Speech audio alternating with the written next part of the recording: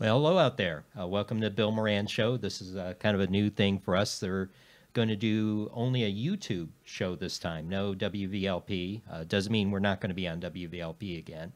We're still there. What we thought we would try something different, mainly because I wanted to talk about the Crime in the Shadows panel that we just got done taping and broadcasting on WVLP. Kelly was there with me when we had this panel discussion with Breanne Coleman, who actually did a great job moderating. Yes, she did a wonderful job.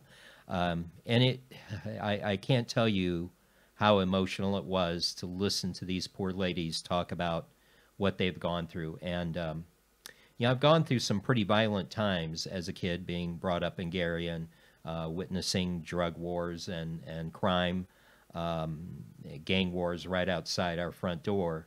But to listen to these poor ladies describe so vividly what they went through just impacted me. I say it was going to be a meaningful, long impact on what I heard. And if you haven't done so, it was broadcast on WVLP at 11 o'clock today, but it is also on our YouTube channel. So, Kelly, I don't know if you want to talk about that. Yeah, you were there along with it. Unfortunately, we didn't get to any of your part of the story, but hopefully that will be in one of our upcoming segments. Absolutely. But just to listen to those ladies talk about the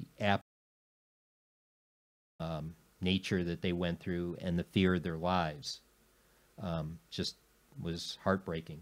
As somebody who's gone through rape at the hands of strangers, I can't even imagine going through that type of thing with somebody who you love that proposes to love you, and that was just horrific to hear their stories and to see what they went through and what their children had to witness in all of that. Yeah, and that is probably the thing that broke my heart the most, that it involved the kids. Yeah. A 2-year-old child was thrown against the wall. That doesn't belittle any part of what the women went through. But it's an extremely volatile situation. I have a lot of friends that are in the law enforcement arena, and they will say that is the most dangerous situation that they can walk into. And we've just heard about Oh, that yeah, in in the Colorado. news. Absolutely. One sheriff's deputy lost his life, and 4 injured, four injured. as well as 2 bystanders. And I've talked to sheriff's deputies that have done that, and they will walk into the situation, and it will appear to be calm, and it will flare up. Next thing you know, someone will go into the bedroom and get a gun. And they're stuck in a situation that they are totally unprepared for. So, every time they get a domestic disturbance call, they never really know what they're walking into. And I've had one Just walking up to the door. When the walking police up to the pull door. up, Yeah. if that person already has a gun in the situation, they just open the door and start shooting. You don't know what you're walking Right. into. Right. And I've had one sheriff's deputy say that he almost prefers to be called on for a holdup, an armed robbery, because he knows what to expect. He knows someone's going to have a gun. When you walk into a domestic violence situation, you don't want to escalate, so you don't want to come in knocking doors down and giving the impression that this is a violent situation, because you'll escalate what is maybe calm at that time. Yes. So, and as Sheriff Reynolds has so eloquently told us during our roundtable discussions on domestic violence, it's the #2 problem in Porter County, Yeah, only right second to behind drug, drugs. only second to drug abuse. It's sad. But we will continue those. That was just the first one, and again, I encourage you all to go up on our YouTube. Please listen to it. And listen to it. Get some tissues ready, because it drew me to tears. It literally did. You just you feel heartbroken for those ladies.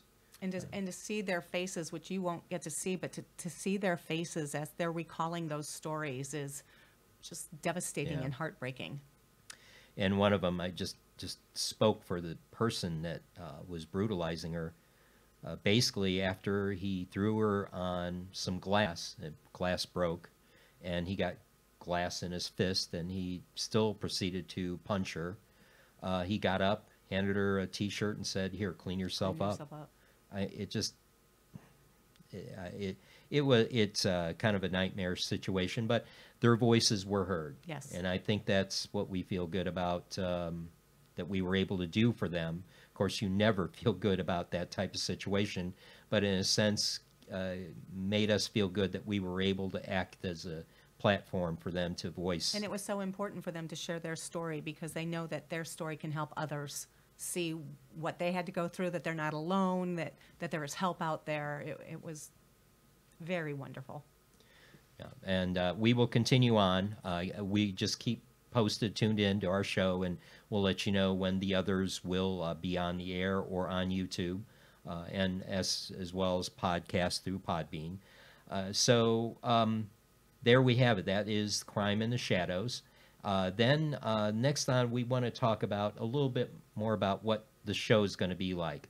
One of the things that we've kind of been intrigued by is the media as it exists today. I look at all the radio stations out there, and they're doing Facebook Live, YouTube, and so on, and it calls to mind, and I know I'll bring up a debate because I have friends that believe that the terrestrial way of the radio waves are the only way, and I don't know. Technology has brought us to the point where you could reach a lot more people, and all of them are on the internet. You could stream them live, so it's kind of redundant if you ask me, but we're going to investigate this, and I keep on listening to our listeners, and they always encouraged us to stream live from day one, and that's what we're doing here.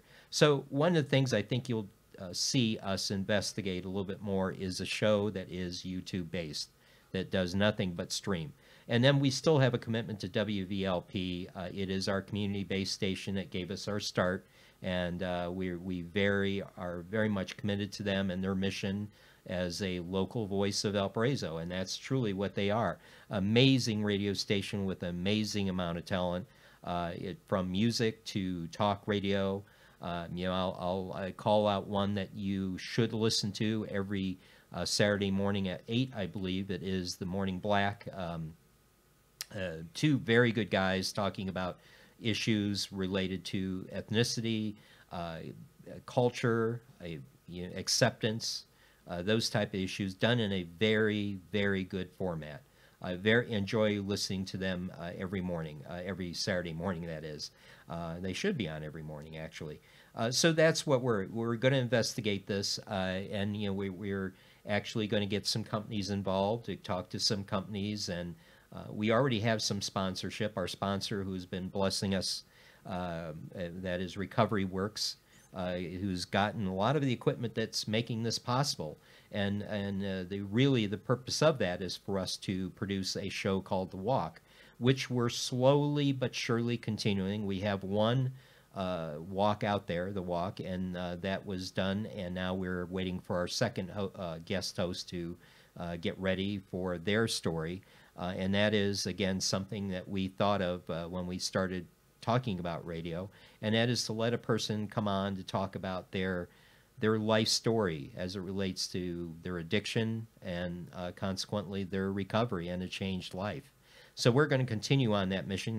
That's what our underwriter wants us to do, and they've again provided a lot of the equipment that you're hearing us through today. And seeing us through. And seeing us through. Although they didn't buy that. Did. Although the camera that you're seeing us through, Yes. I do, because I've been very negligent on talking about the company that gave us this camera. Chester's Technology in Valparaiso gave us this camera. It was kind of a thank you for interviewing the CEO of Chester's, and then doing a special on them, and actually the history of the company, and how it intertwined with Overwenbacher popcorn. And it's something that we have to thank them for. It's not a bad camera. It's a great little camera. We're not yet. Well, who is? Yeah, who is? But nonetheless, so that's what our hopes for the show. We will investigate a time that we're going to do this, that is good for you all. And if you have some ideas, a lot of you people are on our Facebook group page, our closed group page, which we could do polls on. So let us know which time you would like us to do this. And so far, what we've gotten feedback, they would like us to hear us talk about the news, local events. One of the things that just by happenstance, if you will, that has happened is, one of the things I've had questions. I always have questions about stuff. I've been inquisitive since I was a kid. I annoyed the heck out of every one of my teachers, and it's always why. I continue annoying people, don't I? Yeah. Yeah. Just a little bit. Just a little bit. Yeah, I'm OCD, and I've been known to put a judge on the edge by asking I thought was a simple question. Evidently, they didn't think it was, but nonetheless, I always have questions. And when we start talking about drug abuse, I have the question: where do I go? I'm a drug addict. Where do I go? And it's interesting that I could not get a straight answer. There are answers, and there are organizations out there, but with the level that we have in a drug problem, Porter County being ranked second in drug overdose deaths, and per capita higher rate of drug overdose than my home county now, Lake County, where I live, is really it's disheartening. Because we're talking about a county that has 3 times the population of Porter, but yet they have per capita higher rate of overdoses than Lake County. So I began talking about that. Where does a person go? If I don't have money, where do I get funding? And actually, we are going to be answering a lot of those questions because we're partnering with the Porter County Pact in a 2-hour radio block, if you will. So, I got some of those things, but what I'm getting at, one of the things that I thought of as I saw, and meteorology is kind of like a hobby of mine since I was a kid, I saw this, again, replication of polar vortex, although it isn't as bad as what we've had in years past.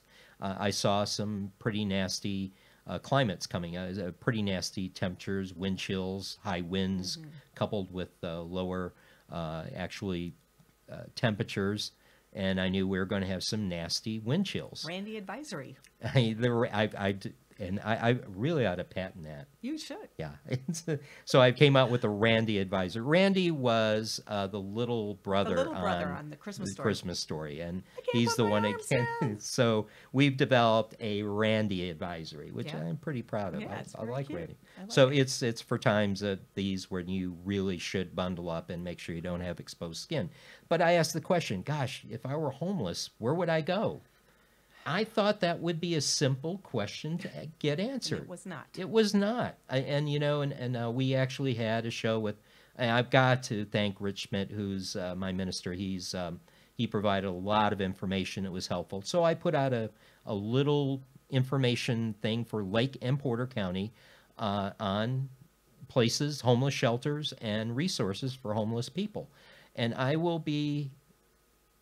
am still shocked that was the most shared, most read article that I put out to date, and since I've been putting these out, since I've been on the radio, and you see them every morning. I always put out news, and that thing got more than 300 to 400 views, and so I began thinking, gosh, is that something we should do with the show? I don't know. It seems like we're being steered in a path that, I've never dreamt that when I started this radio show that we'd be holding some pretty intense roundtable discussions on drug abuse, domestic violence, and now these crimes in the shadows. That is kind of a combination of all domestic violence, rape, I should say sexual aggression. I don't know. I thought I was just going to be interviewing common everyday people, mayors, senators, which we've done. But I see, gosh, I guess a need for knowledge on where basic community information needs to come from. If it's not out there, I'll gladly do it. I mean, it's something that I felt as a kid that my dad has always instilled in me. You've got to serve your community, give back to your community. And if that's what's being called at in this radio show, we will do it. So with that, we're going to lead right into, that's where we're headed. We are going to have a YouTube-only show, and it's probably going to be endorsed by some companies to help us produce it. Right now, our studio is pretty elaborate, I'd say. It's not bad. Yeah, the lighting, I get, it's an incandescent bulb hanging out in the corner with a lamp shade kind of tilted this way. But I'm telling you, I'm looking at some studios. And I'm saying, hey, we ain't that bad. We ain't that bad. No. Yeah, So oops. Wow. Okay. So we just got a text from someone saying that was a good show that was aired today. Yay. Yeah. That's great. Yeah. And that's something else I've never thought I'd be doing, is editing and engineering audio for some of these things. And I guess I'm okay at it. So at any rate, a couple of things that we still have on the list to go through. One thing Kelly is going to go through are regional rants, and we have some guests that are going to call in. In fact, one of them should have called in already. I'm going to have to give him a call. We are going to have people that some of our listeners are very familiar with. Ken Davison, who's he's with the NWI Gazette, very good investigative reporter, and then someone that everyone should know, Perry MX Stabler, MX for short. And actually, if he's looking, I want to call to note, I bet WJOB does not do that for him. I've got a special MX graphic up on our stream right now. Yes. I don't think Jed does that for you, MX, if you're out there listening. So, yeah, keep in mind, the Bill Moran Show will do that for you. We'll put a picture of you up there. So for those of you who are familiar with MX cartoons, we're going to be discussing it very shortly because it's something that I want to talk about. So with that, we're going to turn it over to Kelly for her Kelly Region Rants. All right. This week's Region Rants. Living in Highland, I have an issue with driving down Kennedy Avenue. When I'm coming off of 8094 or going south on Kennedy, there's this lovely sign that says, "Welcome to Highland." Of course, it also says the same thing when I'm leaving Highland and going north. So I'm very confused by this. Why does it say "Welcome to Highland" as I'm entering Hammond? Shouldn't it say "Thank you for visiting Highland"? Just saying. I was at South Lake Mall recently. Very, very sad. Everything is leaving the mall. Charming Charlie's is gone. Gymboree is gone. Wet Seal, Tivana, and worst of all, Chuck Wheeler's Vienna Red Hots. Yes, the hot dog place, gone. So let's get with it, South Lake. Let's get some more stuff in there, some really good stuff. The other day, I was headed down to Lowell and going through St. John, and Schilling is a lovely company, and they are very Christian-based, and they're very proud of their Christianity, and that's great. And I love the fact that they put up a nativity scene or two, but I realized this year that it's more than a nativity set or two. It seemed like there were about 2 on every single corner as I was going down the road through St. John and into Cedar Lake. That's who put those things up? The one Schilling. company? Yeah, one company. That's Schilling. Wow. Schilling Lumber puts them up, and I think that's great that they do that, but there were so many of them. I felt like they were the mattress firm of St. John. Like everywhere you looked, it's a mattress firm. Literally. Everywhere you looked, it was a nativity set. I was in the car with her, and I was like, wow, these are a lot of nativity scenes. There's a it lot was of them. one every block. Well, sometimes there were 2 2 on a corner. Wow. So I have nothing against nativity sets. Please don't think that I do, but it was kind of overkill. I felt like they were the like I said, the mattress firm of 41 because they're everywhere. Kelly is Jewish, by the way. Thank you I for just that. thought I'd bring that up. But I'm that's not nothing anti-nativity. against, I'm not no. anti-Christianity at all. No. Please understand that. No. Driving on I-65 the other day during the snowstorm, there's some construction going on, and there's no way to know where the lanes are because there are no lines painted. People didn't know where to go. That would be very helpful when you're driving in a snowstorm to know which side of the road you're supposed to be on without going off the road. So that's a rant that I have. When the weather is getting crummy, paint some new lines before it gets covered and whitish colored from the salt and everything else. It was just bad. Also, going to Gino's Steakhouse. Oh, I think we have a caller. Going to Gino's Steakhouse in Maryville. First time I've ever been there. Amazing. Thank you, Gino's Steakhouse. You were awesome. We'll be with you in just a minute, going on US MX. 30, going east and turning right there by just past Portillo's. Holy cowabunga. We're talking 8-inch potholes on that little teeny road. I thought I was going to die just trying to get to Gino's Steakhouse. Whoever owns that little teeny tiny stretch between the gas station and Gino's, please fix it before somebody ruins their car. And then my final one is, I have a car that connects to my phone. I can make phone calls. I know my car is run by a computer because when I take it in, it has to be hooked up. So there's computer stuff there. I have a GPS and everything and Bluetooth and all that stuff. Why can't my clock automatically change like it does on my phone? So when I go into a new time zone, like when I went to Kentucky to visit my best friend, I want my clock to just switch over to the right time frame. Or when it's daylight savings time, why doesn't my clock just change?